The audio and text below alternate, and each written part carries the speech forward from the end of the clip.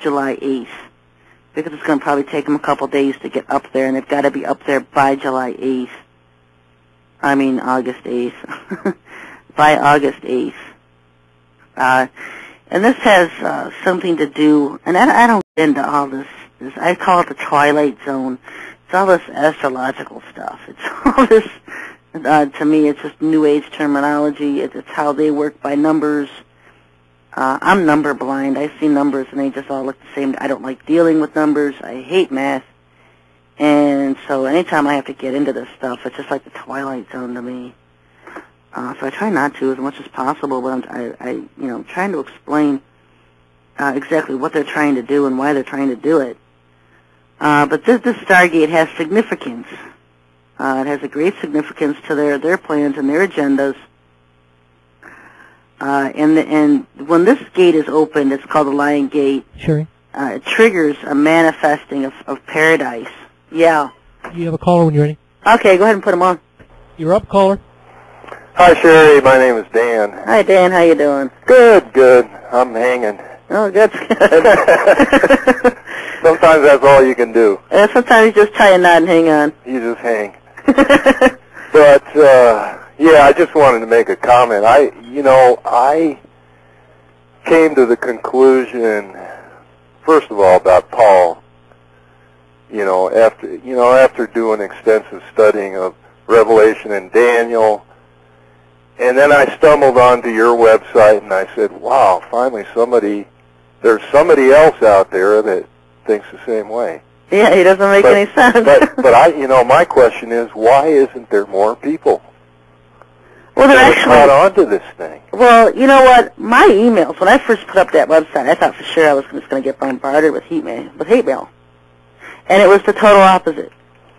I've gotten 100 to 1 positive emails over that site with people saying, I'm so glad I found this site. It makes so much sense. Now the Bible makes sense to me. Now this and this makes sense to me. You get rid of Paul and everything else makes sense. Right. And, one of the main things people say is you have a lot of guts to have that website up. And so it's probably why so many others haven't put websites up, and that they're afraid to. They're afraid of the hate mail, the mockery. Yeah. They don't want to hear it. So there is a lot more people that concur. Oh, there are thousands. I mean, I was amazed at all of the email I was like, my parents were evangelical missionaries to South America. Mm-hmm. So I was well indoctrinated. So for me to extract this thing was almost like pulling a couple of wisdom teeth. Yeah. Well, the Lord's waking up His people. I mean, He can reach His people. It's most of churchianity today that aren't His people to begin with, that think they are, to the self-righteous Pharisees, that cling to Paul, because they're not open to the truth of the Lord Himself. It's almost like it comes down to who will you serve, Saul or Paul or Jesus? Because they didn't preach the same doctrines.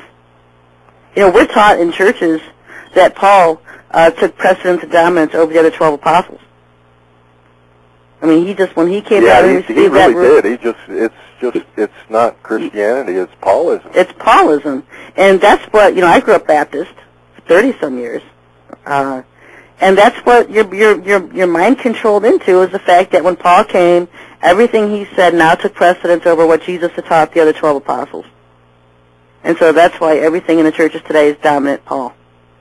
And that's why your Sabbath is changed to Sunday. That's why you're celebrating Easter bunnies and Christmas trees instead of the Lord's feast and festivals. Well, I'll tell you, until I came onto this realization, I was a terrible Christian. I just couldn't buy it, It's much conflicting. as I tried to. I just couldn't do it. I said, there's something wrong with this stuff. Yeah, well, it's conflicting. You read one thing one place, especially Paul, because he talks out of both sides of his mouth, and you'll read one thing one place and something else totally different another place. And there's so many contradictions throughout all of it. If you try to put all of it together, there's no way you could. It's too conflicting. Too contradictory. Yeah, no, it's rubbish. Mm-hmm. You can't make any sense of it. I mean, the guy just takes you through so many hoops.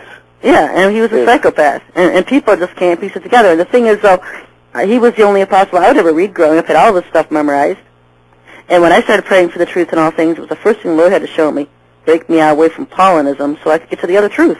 like, get to the truth. Yeah. And it's basically with his people today.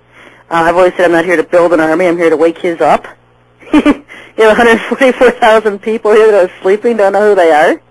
And they're the ones that are open to the truth when they hear it, and they recognize the truth when they hear it. And so many others out there, I'll tell you, they'll fight you tooth and nail, the church people, because they got to have their Paul, or their whole world falls apart, because they don't have a love for the truth. Exactly.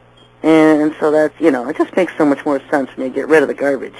And people, too, haven't seen how much this Paul doctrine has affected the quality of their lives, everything we do, and, it really has just made a major impact on everything we do, the whole quality of life.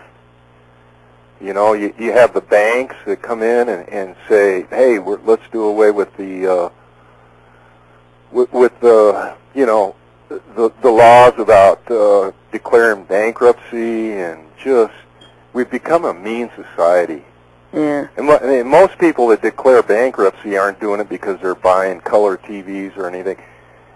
Mostly it's due to the fact that we don't have health care. Yep. Yep.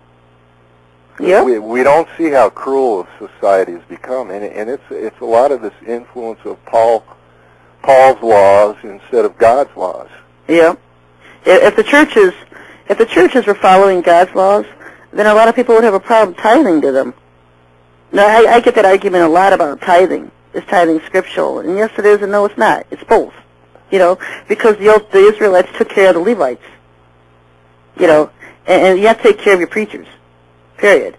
But when you look at tithing today, they use it to feed off people, to fleece off of them, be a Benny Hinn, and make people believe that they have to pay for an anointing.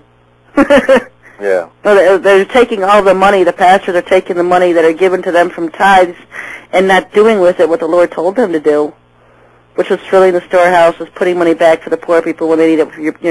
If you were at a church today and you went to your pastor, your electric bill was getting shut off, they would forward you on to social services. They wouldn't give you the money to keep your electric on. Yeah. They're not following what the Lord had told his people to do. No, they're too busy building buildings. They want more cars, they want bigger buildings, they want more houses, and they're not doing what the money they're required to do for tithing. And so I wouldn't tithe to them.